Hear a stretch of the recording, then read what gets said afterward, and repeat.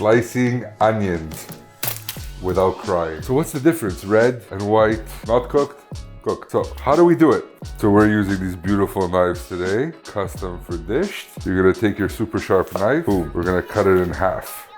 Because it's such a sharp knife, it's not juicy, so that's how it's gonna avoid you crying. So now we're gonna peel off the top layer. This is great in soup stocks, or if you're like me, compost. Notice how we're keeping the roots. We're gonna do the same thing to our white onion.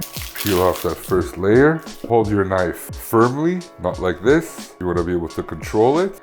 Monkey claw, so you don't cut yourself. And then go thinly slice, slowly moving your fingers back.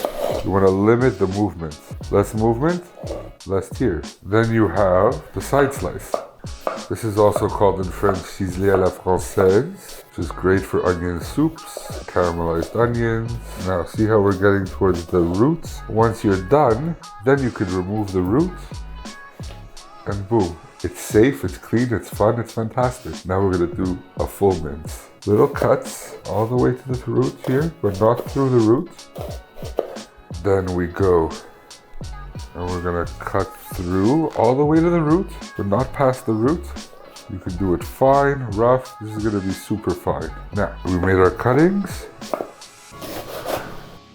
So here we have our fine dice.